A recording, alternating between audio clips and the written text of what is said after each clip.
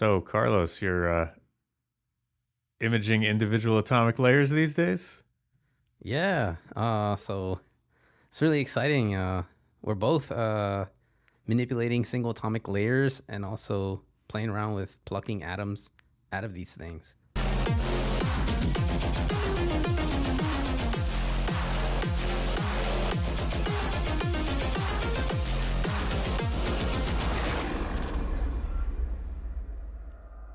Yeah. So, why don't you tell the audience a little bit about the new capability you installed and a little bit about the Kendall Lab? Sure. Thanks.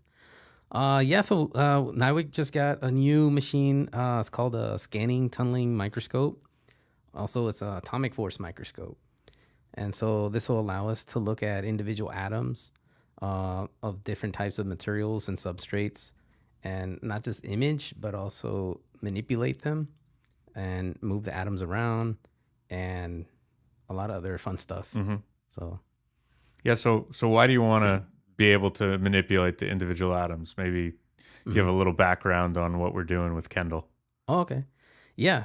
So I think just being able to manipulate matter is kind of like a modern day magician, right? It's kind of like a alchemist or something. Mm-hmm. It's really cool to just be in the lab and play and induce something that doesn't exist in nature, Mm-hmm. and not, you know, to have science back it up, which is Yeah. nice. And so that's kind of like the motivation, is just to let's create these quantum Lego and see what phenomena emerges out of these things. Right. So it's quantum engineered materials is what we're talking about, right? Yeah. Yeah. So quantum engineered materials. Um, you could think of like each material is like a playing card or a person. Each material has positive attributes, Mm-hmm. and you can manipulate kind of like the DNA of these individual constituents, Mm-hmm. um, with different things like electric field, magnetic field, and whatnot. And then you can stack them together, and you can twist them Mm-hmm. and alter their behavior collectively. So it sounds really cool. It Yeah. sounds almost like modern day magic. Yeah. So how did you start playing around with, single atomic layers? Why don't you talk a little bit about your background doing that and what we started up here? Okay, cool. So yeah, when I was undergrad, I did a little bit of carbon nanotube, and graphene was just discovered, and it wasn't like mainstream yet. Yeah, so that was what 2009 was That one, the graphene sort of revolution started. yeah, yeah. So it was discovered in 2004. Mm-hmm. As undergrad in 2006, I was playing with carbon nanotubes, how to grow them, and then it wasn't until like 2007, 2008 that it seemed like everyone's all in academia. They all jump ship from carbon nanotubes to graphene. Yeah. So maybe hmm describe the difference. What are we talking about when we talk about a carbon nanotube versus a graphene Okay. layer? Yeah. So that's really cool because so in nanotechnology, it behaves very different than what we're used to in classical realm. Mm-hmm. So like when you reduce from a three-dimensional, right? You're free. There's no constraints. Mm-hmm. When if you picture yourself like you're constrained to only two dimensions, Mm-hmm. right? That puts some boundary conditions in you, and then you'll behave differently, right? Mm-hmm. So the electrons or other particles that move in these materials, Right. they behave differently because of these boundary conditions. Mm-hmm. And so that's what graphene is a single atomic layer. It's like a piece of paper. Mm-hmm. And then so if So it's you just carbon atoms in a lattice. oh yeah. So it's like a honeycomb of hmm carbon atoms, Yeah. and then the electrons in it are bound in that single layer, Yep. and that changes what we call the density of states, Yes. which is basically how the electrons, conduct electricity and respond to electric field in the material, right? So, Yeah. Exactly. So when you go from, it's really interesting because actually they could get a lot weirder analogy, but yeah, when you reduce dimensions, mm-hmm. um, yeah, exactly. So you change the density of states. So you Yeah, change the behavior of these it's the, things. particle in a box is Hmm. something we talk about in quantum mechanics all the time, right? Yeah. And now, so instead of a particle in a box, it's a particle on a sheet. Yeah. Particle on a sheet. And then if you reduce it one more to a one dimension, so now it's constrained. It has only one free dimension. Mhm. So now it's like as a tube, right? And Yeah. so it becomes, you get these, well, I won't go too much into the detail, but yeah, density of states goes from like flat to these weird kinks. Hmm. And these kinks are really good at absorbing light and very sensitive to, could be good sensors. Right. But then if you reduce even one more dimension, so now in all three dimensions, this thing is trapped, right? Then you have like a quantum dot. Hmm. And so that's the cool thing about nanotechnology is that, you can manipulate depending on what you want, either the structure. The main thing is the wave function Hmm. of these materials, and the conditions, the boundary conditions you put, could be through structure, Right. like reducing dimension. But then not only that, they become more sensitive, right? Depending on what Hmm. 0, 1, 2, or 3D you choose. Sure. All right. So, you started up the Quantum Engineered Nano Devices Lab, or the Kendall Lab, as we call it here. Mhm. So how did that work? Like, why don't you tell people sort of your path through your graduate work to come into NIWC and how you sort of started your own lab up from really only a little bit of original capability? Yeah. It's been an interesting journey. So from undergraduate to grad school. In grad school is when I focused on graphene, Mm-hmm. and then for grad school UCLA, it was through the Smart Scholarship, Mm-hmm. sponsored by NIWC Pacific. Back then, it was Spaywar System Center. That's right. Yeah. Yeah, Spaywar SSC Pacific. So yeah, it was really interesting because you jump into a new research area, and then it's also like a gold rush, right? 'Cause everyone, Mm-hmm. anything you publish is hot topic. Right. So yeah, getting to learn from the graduate students and the research lab I was in was a very interesting um, experience. So we learned from Scotch tape, peeling graphite like pencil lead, Mm-hmm. and sticking it onto just to mention, like the Nobel Prize was made with just essentially pencil lead, Scotch tape, and a substrate, silicon substrate. Right. So you don't really need super fancy machines to. Yeah. So when we started doing this stuff, we were getting away from trying to do exfoliation, right? Like, Yeah. and we're doing, so we had the initial Kendall lab was really just a graphene reactor that Brett Goldsmith set Yeah. up. Yeah. And then sort of I took over Mm-hmm. after he went to industry for a while. Mm-hmm. And so then with your background, it was sort of like, okay, well, this is a capability we have. You have the background to exploit it. Let's start building up capabilities to use this material, right? And Yeah. then after that, we sort of branched out in terms of the kind of materials we were looking at, right? Yeah. So yeah, it started with that thermal furnace Mm-hmm. and growing graphene on copper foils, and then using electrolysis method to separate it and put it onto any type of substrate. Yeah, I remember doing the bubble method, we called it, right? Yeah. The electrolysis. Mm-hmm. So you essentially put the thing in a saltwater bath and then Yeah. run electricity through it, and then it makes these bubbles that just float the little thin membrane of graphene up. It's kind of amazing that you can manipulate it that way. Although, like, the results we got were hit and miss, right? Sometimes Yeah. it came out great, and sometimes it was a little wrinkly, or was contaminated by the process. Yeah. So we branched out. Now we're looking at different ways to deposit 2D materials. So, like pulse laser deposition. Yeah. Yeah. So maybe talk a little bit about the PLD system we've got. Okay. Yeah. So this is a crazy method of trying to make 2D materials, but it works. It's been done, published before.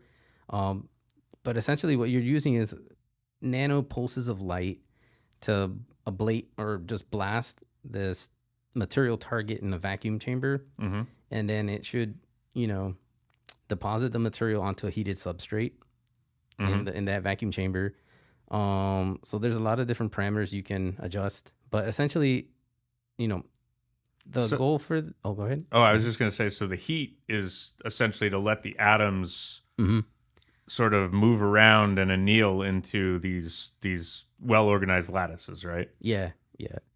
So when the atoms from the target, go through the vacuum and then hit the heated substrate, they have the kinetic energy to redistribute and hopefully form your material.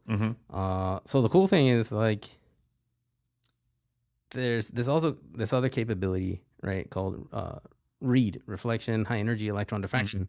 And so that's an electron gun that we can shoot as we're doing this to look at the diffraction pattern of the electrons as they reflect off the surface of the substrate, which consists of just a periodic array of atoms. Right. So like pulse by pulse, you can see the material being deposited, and you can see how the scattering off that material changes, and that gives you some sense of how the growth is going. And it can actually let you tell when you have created a single monolayer, right? Yes. Yeah. You can, there's different growth modes and stuff, but yeah, you can ideally do layer by layer.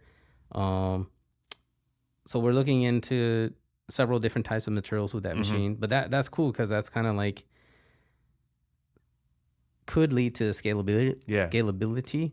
Yeah. So going back to your Lego block analogy, right? The PLD is cool in that way because you can actually stack these different materials. You have a target that you can rotate out to a different material, so you can build one monolayer, build another, species of atoms on top of that, then build another one. So you get these quantum heterostructures, and so then you have these interfaces. And you told me something on the way over here that your advisor used to say about interfaces. What was it?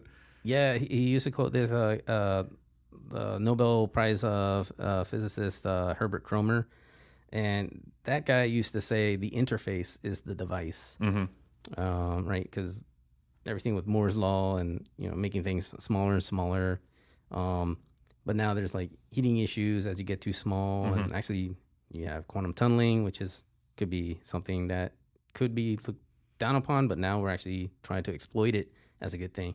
So that's actually a good point, is that, so using this machine, like, how cool would it be if we could synthesize in a really clean vacuum environment, right? No transfer involved. And so no transfer meaning with like extra polymers like we did previously with the CVD method. You're just growing atoms directly on top of the other atoms. Yeah. I mean, growing, you're depositing them. Yeah. And so imagine the interface would be atomically pristine. And so the thing is, these materials, like graphene, is only 0.335 nanometer thick, the thickness of a carbon atom. And then there's other materials like 2D semiconductors, and they're about twice as thick, right, about 0.65 nanometer. So if you have any junk in between those two, the 0.3 nanometer and the 0.65 nanometer, that is going to destroy quantum coherence. Yeah, they're not interacting anymore. Yeah. Yeah. You're just making like a layer cake. So hopefully with this machine, we'll be able to do that to make these quantum engineered nano devices, and hence the Kendall Lab. Yeah. So we should probably tell people what you're looking to use these things for, sort of just generally. Cool. Right. Yeah. We talked a lot about the materials already, but people are probably like, well, that's cool and all, but like, what is it good for? Yeah. So really, it's your imagination almost at this point is the limit. Okay. Because essentially for electromagnetic maneuver warfare, which is a fancy term the Navy uses for, and also we use spectrum dominance. So that's being able to function, maybe emit and detect in spectral bands in the electromagnetic spectrum. Right. And so, and the electromagnetic spectrum is larger than just the visible that we can see. So, so people talk about it as DC to daylight. So the idea that electromagnetic field and light are the same thing. It's just a frequency, right? And so these quantum materials, you can operate them with static electric fields. You can do RF. You can do terahertz, right? Because one of the cool things about the graphene and other materials is they can have extremely fast switching frequencies, right? Yeah. So just doing electronics, there's a lot of capability. But then you can get into optoelectronics where you're simultaneously manipulating the RF and light. And so using that to send and receive information, right? And then other kinds of sensors. Yeah. Yeah. So So there's a lot going on. more sensitive sensor. Yeah, we probably. I'm not sure how far we can go in, but there's a lot of really cool end products where this could we can make little widgets that will serve the warfighter. Yeah. And so that imagine in the future, right? Not just material science and quantum, but imagine the future warfighter. You know, say a Marine getting on the bus, 18 years old, shaving the head, and then they're like, you know, like they implant some type of neural device. Oh gosh. Then it has like I feel about that. But, yeah. So you know, there's. but you we know, were talking interesting about fact. like augmented reality, like heads-up displays and stuff. This technology could really be a game changer for that, right? Because it's, you know, just a atomic layer, right? You could deposit that on anything. You put it on glasses or goggles, right? And then you might be able to have, you know, vision in a bunch of bands that you can't normally see in, right? That would be pretty cool. Exactly. So imagine. So it sounds sci-fi, but it's scientifically possible, and it might come faster than we think. Yeah. But imagine that future warfighter, the Marine, and you no longer need a heavy headset that hurts them and their neck. Yeah, and uses a lot of power and its weight. Yeah. Or you're just walking around society and you have these things in your eyes, Yeah, sensing different bands and stuff. It's a little spooky. Yeah, well, it's sort of like Google Glasses, but hidden with night vision or whatever. Yeah. Yeah, that's pretty cool. Yeah. So then I think we might want to talk about like, so we have the PLD and we can make these materials, and then what is the new capability you just installed let you do with the STM and the AFM? Yeah. So this machine is really cool. This machine is again, it's a STM, so it stands for scanning tunneling microscope. And also, it's another machine, AFM, atomic force microscope. So when we grow these materials, right, we want to look at defects, and we want to see how good a quality these materials are across a wafer, right? So we could take it out of the lab, walk down the street, and just put it in this machine. Right? Yeah, across the parking lot, put it in this thing, pump it down by like over 10 million times pressure. Right. So it's ultra high vacuum, right? Ultra high vacuum. And then you come with this tip and approach it within less than a nanometer. So a nanometer is kind of like a meter stick and divided by a billion. So that's a nanometer. So that's the order of the nanotechnology. And when you get to these. And you said that the atoms themselves are like a third of that. Yeah. Right. So we're probing or interrogating. We're interrogating these atoms. But as you interrogate it, you actually disturb it. Yeah. Right? So because it's so sensitive, like say an electric field, there's so few electrons that they can't gang up and dampen the electric field. It just penetrates through the whole surface because it's a fraction of a nanometer. Okay, so it can't screen out the field. And so that's the really cool thing, to stack these things into like Lego and try to see, or move the actual individual atoms. Yeah, around. So we don't have the AFM all the way up and running yet, right? I mean, we're still Not yet, we're still getting the capability on board. I mean, you just put it in a couple weeks ago, right? But the end state, that atomic force microscope, you're able to select an individual atom and like push it around, right?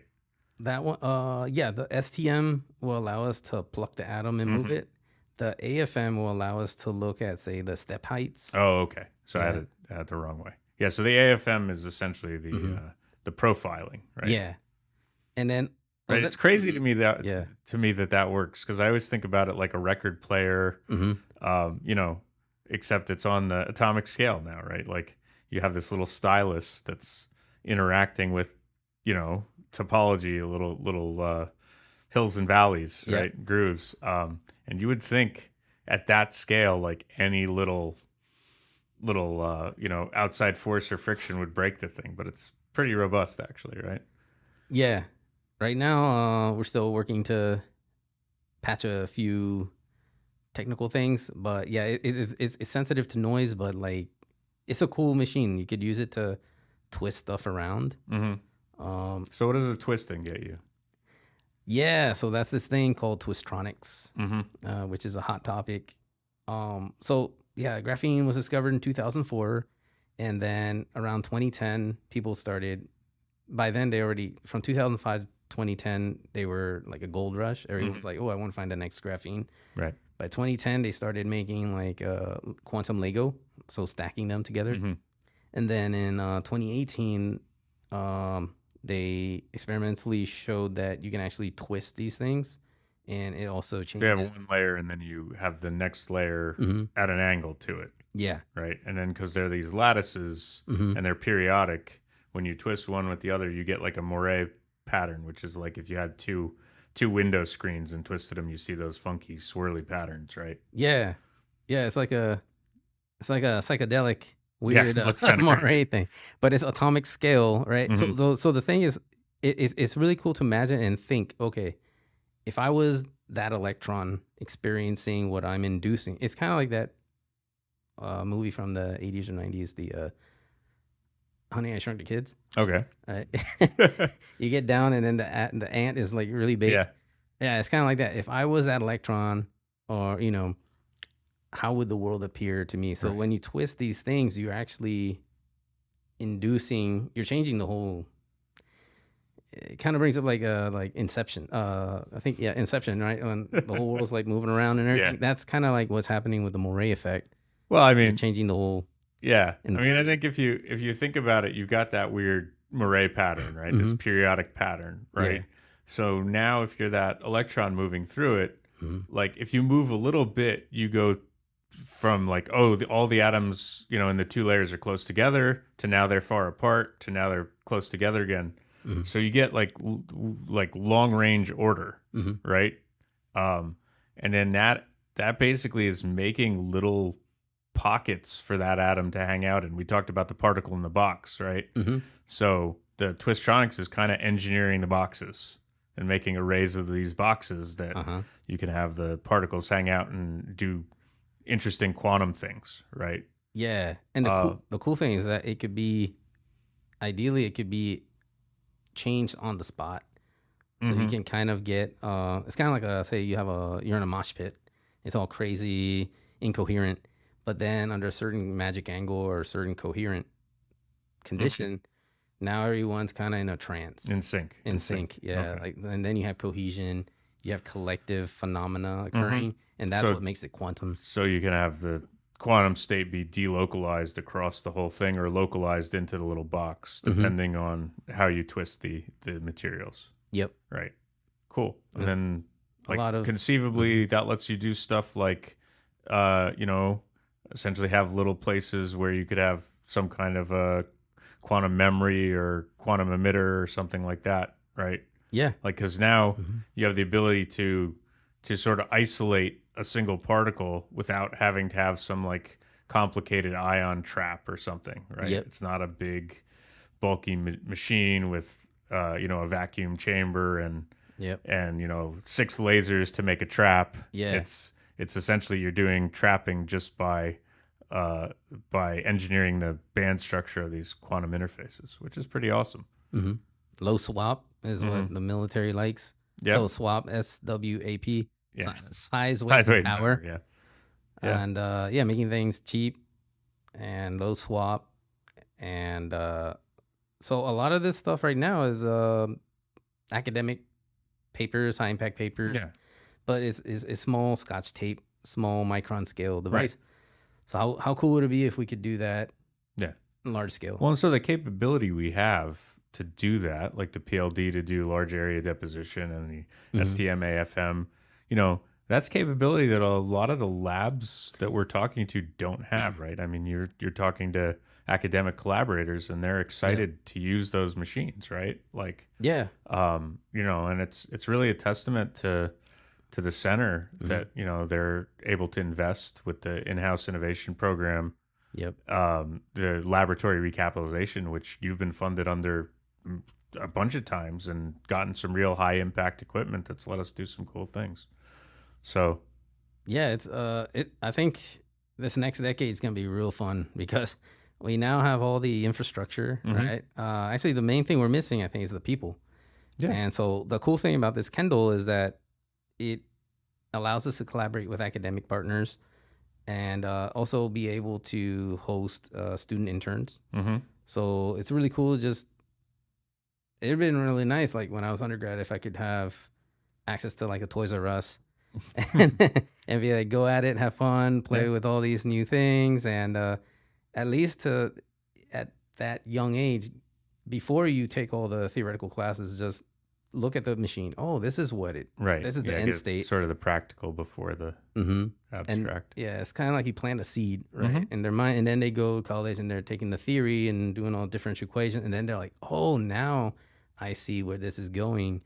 You know, I used these machines in the past, and now you have more motivation for theory and all the quantum and other classes you have to take in engineering and physics. Well, I mean, you heard it here first, right? We're looking for motivated people who want to play with atomic interfaces and quantum effects. You know, if you're interested, reach out. You can find Carlos probably on LinkedIn or something.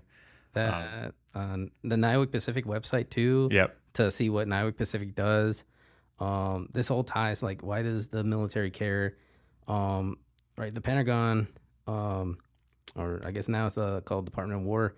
They have this Office of the Undersecretary of War for Research and Engineering, and they have critical technology areas, quantum sciences, advanced materials, microelectronics.